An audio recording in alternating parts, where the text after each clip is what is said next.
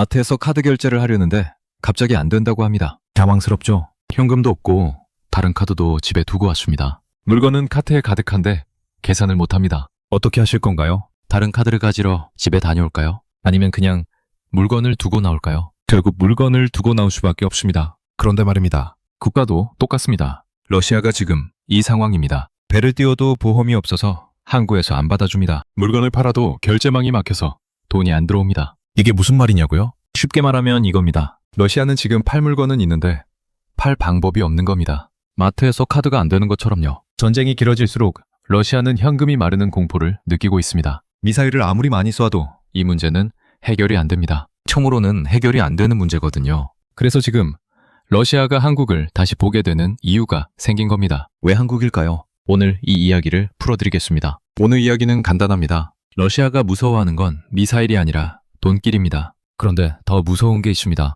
바로 출구입니다. 이게 무슨 차이냐고요? 돈길은 막혀도 돌아가면 됩니다. 중국은행이 안 받으면 인도를 찾고요. 인도도 안 되면 또 다른 나라를 찾으면 됩니다. 귀찮고 손해보지만 방법은 있습니다. 하지만 출구는 다릅니다. 출구는 한번 막히면 끝입니다. 다른 길이 없습니다. 지금 러시아가 한국을 다시 보게 되는 이유가 바로 여기에 있습니다. 차근차근 풀어드리겠습니다. 먼저 이 장면부터 보시죠. 러시아가 원유를 팔려고 배를 띄웁니다. 그런데 보험사가 안 받아줍니다. 왜 그럴까요? 사방 국가들이 제재를 걸었기 때문입니다. 보험이 안 붙으면 어떻게 될까요? 항구에서 안 받아줍니다. 왜냐하면 사고가 나면 책임질 데가 없으니까요. 그러니까 배는 있는데 쓸 수가 없는 겁니다. 이거 마치 차는 있는데 보험이 안 돼서 못 굴리는 거랑 똑같습니다. 차고에 박아두고 바라만 보는 거죠. 러시아는 지금 딱 그 상황입니다. 그런데 문제는 여기에서 끝이 아닙니다. 결제도 막혔습니다. 국제 송금망이라는 게 있습니다. 쉽게 말하면 은행들끼리 돈을 주고받는 통로인데요. 여기서 러시아 은행들을 퇴출시켰습니다. 그러니까 러시아가 물건을 팔아도 돈을 받을 통장이 막힌 겁니다. 어떻게 되는 건지 구체적으로 보시죠. 러시아 회사가 원유를 팔았습니다. 돈을 받아야 하는데 국제 송금망이 막혔습니다. 그럼 어떻게 할까요? 중국 은행을 통해 돌아가서 받으려고 합니다. 외신들 분석을 보면 러시아 무역업체들이 실제로 이렇게 하고 있다고 나옵니다. 그런데 여기서 또 문제가 생깁니다. 중국 쪽 금융기관도 조심스러워하는 흐름이 보입니다. 왜냐하면 자기들까지 제재받을까봐 두려운 겁니다. 그럼 러시아는 어떻게 할까요? 중국이 안 되면 인도를 찾을 거고, 인도도 안 되면 터키나 UAE를 찾을 겁니다. 이런 식으로 계속 돌아가는 겁니다. 귀찮고 손해보지만 길은 있습니다. 그런데 출구는 다릅니다. 출구가 막히면 돌아갈 길 자체가 없습니다. 이게 무슨 말인지 지금부터가 진짜 이야기입니다. 여기까지 들으셨으면 이제부터가 핵심입니다. 이 장면이 왜 중요한지 바로 이어갑니다. 계속 함께 가주시면 좋겠습니다. 러시아 입장에서 가장 큰 출구 후보가 북극입니다. 북극 항로는 러시아가 서방을 거치지 않고 자원을 팔 수 있는 거의 유일한 길입니다. 왜 북극일까요? 지리를 한번 보시죠. 러시아는 북쪽이 북극과 맞닿아 있습니다. 여기를 통해 배를 띄우면 유럽이나 아시아로 바로 갈 수 있습니다. 수에즈 운하를 거치지 않아도 됩니다. 거리가 30% 줄어듭니다. 시간이 돈인 해운업에서는 엄청난 이득이죠. 그런데 문제가 있습니다. 그 북극 항로의 입구를 러시아가 혼자 쥐고 있지 않다는 겁니다. 그린란드가 그 입구 바로 옆에 있습니다. 형식적으로는 덴마크 땅이지만 미국 공군기지가 1951년부터 자리 잡고 있습니다. 최근 미국이 그린란드를 다시 꺼낸 이유가 바로 이겁니다. 그래서 한국이 필요해진 겁니다. 한국은 쇄빙선을 만들 수 있고 LNG선도 만들 수 있습니다. 이런 배가 있어야 북극 항로를 운영할 수 있거든요. 북극은 얼음으로 덮여 있습니다. 일반 배로는 못 갑니다. 얼음을 깨면서 가는 특수배가 필요합니다. 외신에서 자주 나오는 얘긴데요. 러시아 측이 한국의 조선 기술에 관심을 보이고 있다는 내용입니다. 러시아는 지금 이 배가 급합니다. 출구를 지키려면 배가 운행하고 있어야 하니까요. 그런데 왜 하필 한국일까요? 러시아는 중국을 선택할 수도 있습니다. 중국도 배를 만들 수 있으니까요. 하지만 실제로 어떤 일이 벌어졌는지 보시죠. 2022년 우크라이나 전쟁이 시작되면서 현대차가 러시아에서 나갔습니다. 르노도 나갔습니다. 그럼 러시아 자동차 시장은 어떻게 됐을까요? 중국 차들이 들어왔습니다. 체리, 지리, BYD 이런 중국 브랜드들이 러시아 시장을 채웠습니다. 처음에는 괜찮아 보였습니다. 가격도 싸고 빨리 들어왔으니까요. 그런데 6개월에서 1년 정도 지나면서 문제가 터지기 시작했습니다. 첫째, 고장이 잦아졌습니다. 외신 보도를 보면요. 중국 차를 산 사람들이 엔진 문제, 전기 시스템 오류 이런 불만을 쏟아냈다고 나옵니다. 현대차 쓸 때는 안 그랬거든요. 둘째, 고쳐줄 부품이 안 들어옵니다. 고장나면 고쳐야 하는데 부품을 몇 달씩 기다려야 합니다. 왜냐하면 중국 본사가 언제 보내줄지 모르기 때문입니다. 현대차 시절에는 부품이 빨리 왔거든요. 셋째, 가격을 올리기 시작했습니다. 중국 차들이 시장을 차지하고 나니까 슬슬 가격을 올렸습니다. 경쟁자가 없으니까 마음대로 할 수 있는 겁니다. 러시아 사람들은 선택지가 없습니다. 중국 차 아니면 살 차가 없으니까요. 이게 바로 중국의 경제 식민지에 들어간 겁니다. 부품, 소프트웨어, 수리, 가격 결정권 이런 걸 중국이 쥐게 됐습니다. 러시아는 지금 자동차 한 대 고치는 것도 중국 눈치를 봐야 합니다. 외신 분석을 보면요. 러시아는 서방 제재는 피했는데 중국에 더 깊이 묶였다는 평가가 나옵니다. 쉽게 말하면요.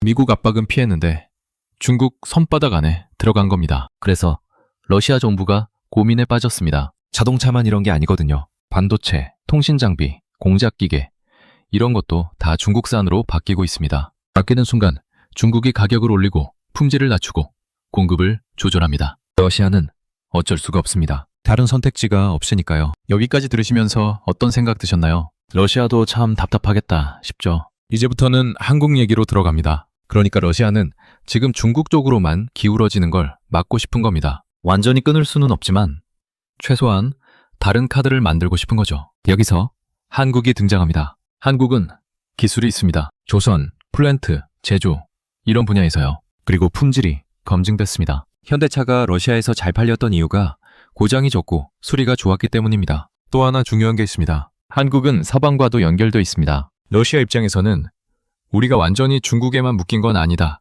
라는 메시지를 보낼 수 있습니다. 러시아 입장에서는 딱 맞는 카드입니다. 그런데 여기서 한 가지 더 중요한 게 있습니다. 출구는 배만 있다고 지켜지는 게 아닙니다. 외교가 필요합니다. 실제로 러시아가 얼마나 외교에 신경 쓰는지 보시죠. 2023년 러시아는 북극 이사회 의장국이었습니다. 북극 이사회는 북극 주변 8개국이 모여 북극 문제를 논의하는 곳인데요. 러시아는 이 자리를 이용해서 북극 항로 개발을 밀어붙이려고 했습니다. 하지만 서방 국가들이 회의를 보이콧했습니다. 러시아 혼자 북극을 개발하는 건 불가능하다는 걸 보여준 겁니다. 그래서 러시아는 지금 두 가지를 동시에 해야 합니다. 첫째, 북극 항로를 운영할 배를 확보해야 하고요. 둘째, 서방이 아닌 다른 나라들과 외교적으로 손을 잡아야 합니다. 여기서 한국 같은 나라가 어느 편을 드느냐가 중요해진 겁니다. 한국이 미국 편을 완전히 들면 어떻게 될까요? 러시아는 조선 기술을 못 쓰게 됩니다. 자동차 시장처럼 또 중국에만 맡겨야 합니다. 한국이 중립을 지키면요. 러시아는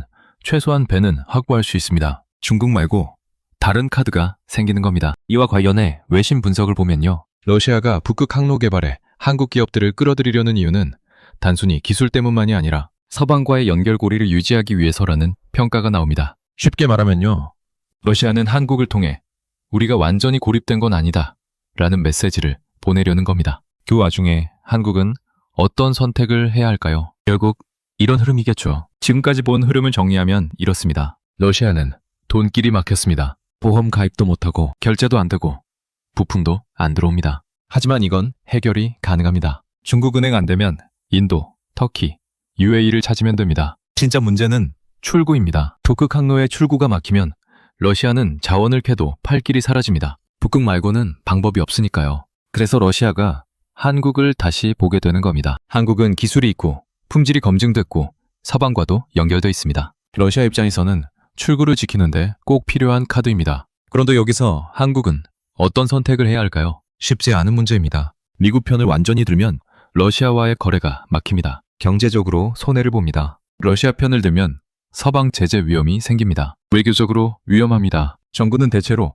상황을 지켜본다는 톤을 유지합니다. 왜냐하면 성급하게 움직이면 손해가 크기 때문입니다. 문제는 한국이 무엇을 하느냐가 아니라 언제 움직이느냐입니다. 너무 빨리 움직이면 외교적으로 압박을 받고 너무 늦게 움직이면 기회를 놓칩니다. 타이밍이 중요한 겁니다. 그런데 이 흐름이 왜 우리에게 중요할까요? 세계 질서가 다시 짜이고 있기 때문입니다. 돈길, 물류, 출구 이 세 가지를 둘러싼 싸움에서 한국이 무시할 수 없는 카드가 됐습니다. 영국 싱크탱크 채텀 하우스 보고서를 보면요. 한국이 북극 항로 개발에 참여할 경우 경제적 이득이 클 것이라는 분석이 나옵니다. 구체적으로 어떤 이득일까요? 조선 수주, 플랜트 건설, 자원 운송 이런 분야에서 일자리가 생기고 돈이 들어옵니다. 하지만 동시에 서방 제재 위험도 감수해야 한다고 경고합니다. 미국이나 유럽이 한국을 압박할 수 있습니다. 그럼 어떻게 해야 할까요? 정답은 없습니다. 다만 계산은 필요합니다. 여기서 결정적 문장이 다시 나옵니다. 러시아가 무서워하는 건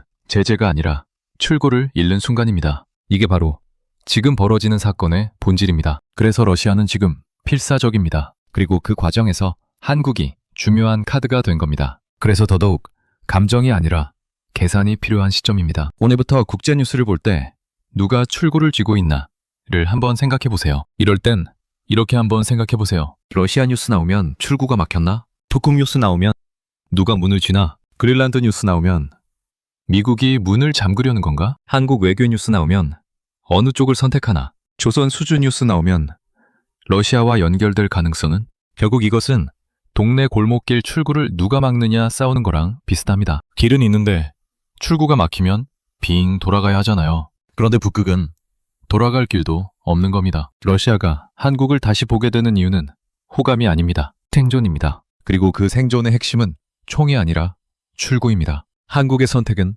어디일까요? 1번 거래, 2번 동맹, 3번 중립. 댓글로 의견 남겨주시면 다음 이야기로 이어가겠습니다. 이상 인생 한 조각 이야기였습니다. 여기까지 들어주셔서 감사합니다.